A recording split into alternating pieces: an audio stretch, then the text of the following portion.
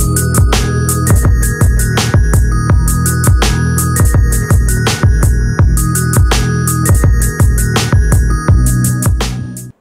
teman-teman semua, Assalamualaikum warahmatullahi wabarakatuh. Balik lagi bersama saya Bunda Alea. Gimana nih kabar kalian semua? Semoga sehat selalu ya, amin. Oke, langsung aja ke videonya. Nah, jadi yang pertama di sini satu lagi mau unboxing. Jadi kemarin saya tuh habis beli pengocok yang kayak gini nih, nanti bakal saya liatin nih sama teman-teman semua. Ini harganya tuh murah banget. Waktu saya beli tuh harganya kalau nggak salah ya sekitar 8 ribuan. Nah, tapi saya tuh dapat cashbacknya itu sekitar 2 ribuan gitulah. Jadi kalau dihitung-hitung ini harganya tuh cuma 6.000 aja. Tapi belum dapat baterainya. Nah, untuk baterainya ini tuh ada 2. Kalau untuk baterainya ini kemarin saya juga belinya di Shopee. Jadi ini isi 4 itu harganya sekitar 9 ribuan. Nah, waktu lagi masukin baterai ini tuh emang agak lumayan lama karena saya tuh bingung gitu, ini gimana ya caranya. Tapi ternyata waktu saya utak-atik bisa juga, dan alhamdulillah untuk alatnya itu berfungsi dengan baik. Buat teman-teman semua yang pengen samaan, untuk linknya ada di description box yang paling atas. Oke, lanjut lagi ke videonya. Di sini satu lagi mau mengatur keuangan, bukan mengatur sih ya. Ini tuh saya lagi mau masukin uang ke dalam dompet. Karena kan alhamdulillah ya Pak suami itu udah gajian. Jadi gajiannya itu kemarin awal banget sekitar tanggal 22. Soalnya kan waktu tanggal 25 itu tanggal merah ya, makanya gajiannya itu dimajuin.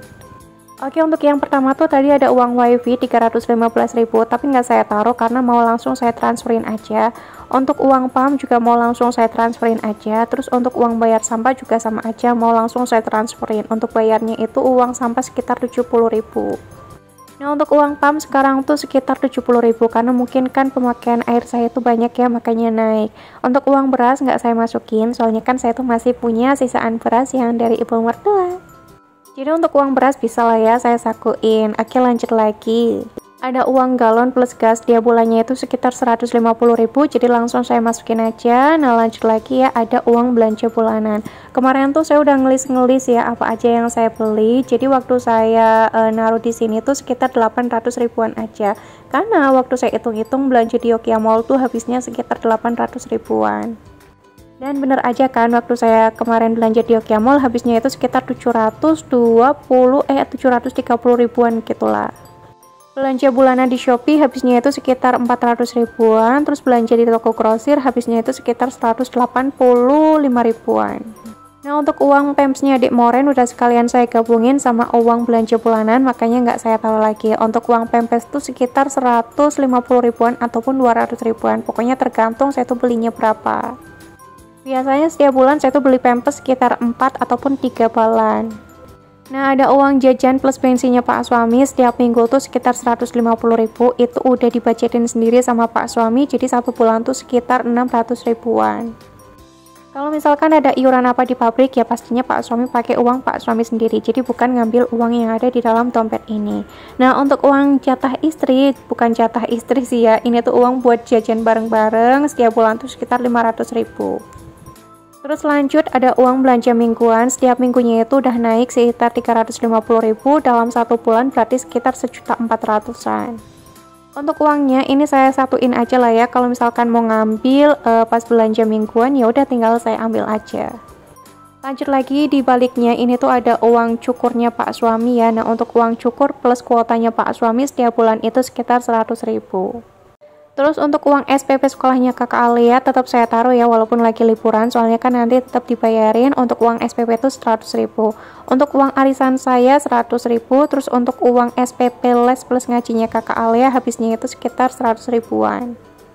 Nah, kalau untuk nabung di sekolahnya kakak Alia biasanya itu 300.000, tapi itu pakai uang pribadinya saya sendiri.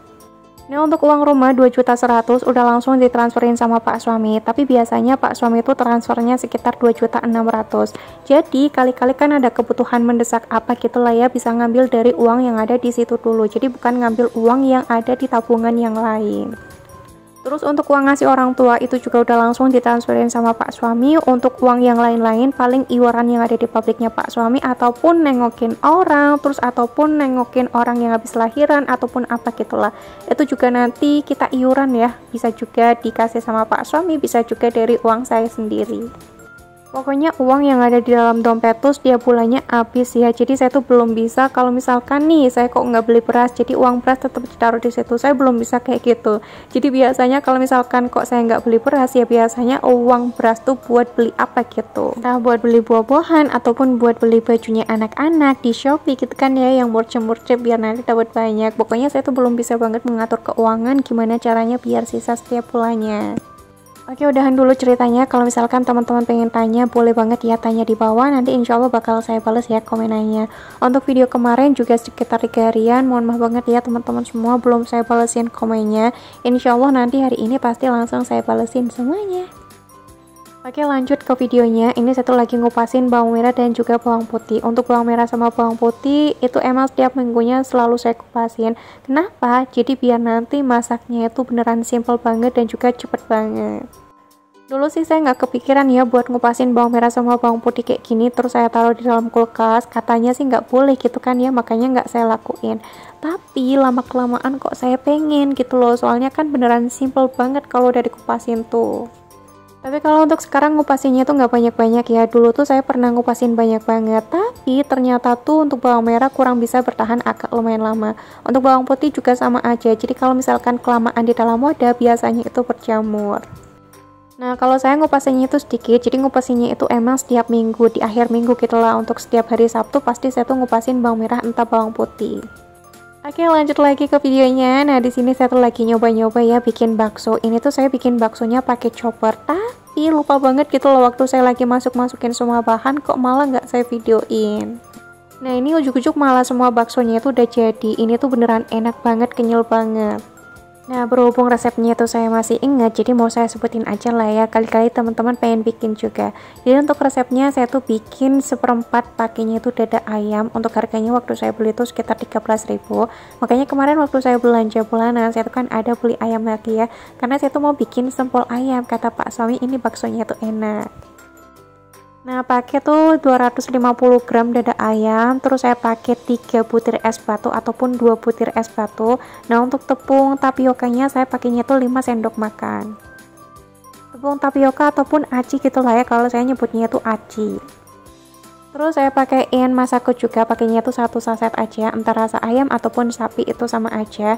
Nah, untuk bawang merah sama bawang putihnya itu saya goreng terlebih dahulu, masing-masing tuh 3 siung ya. Nah, kalau misalkan udah digoreng langsung semuanya aja dimasukin ke dalam chopper. Tapi kalau untuk tepung tapiokanya dimasukin terakhiran aja. Untuk kuning, bukan kuning ya, untuk putih telurnya saya pakainya tuh 2. Udah, resepnya kayak gitu aja, beneran simpel banget, apalagi pakainya tuh chopper. Waduh, beneran enak banget.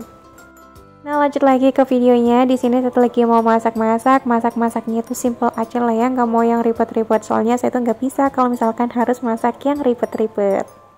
Untuk tempenya ini udah selesai saya irisin, terus langsung saya goreng aja. Kira-kira teman-teman tahu nggak kali ini saya tuh mau masak apa? Iya, bener banget. Jadi kali ini saya tuh mau masak nasi kuning.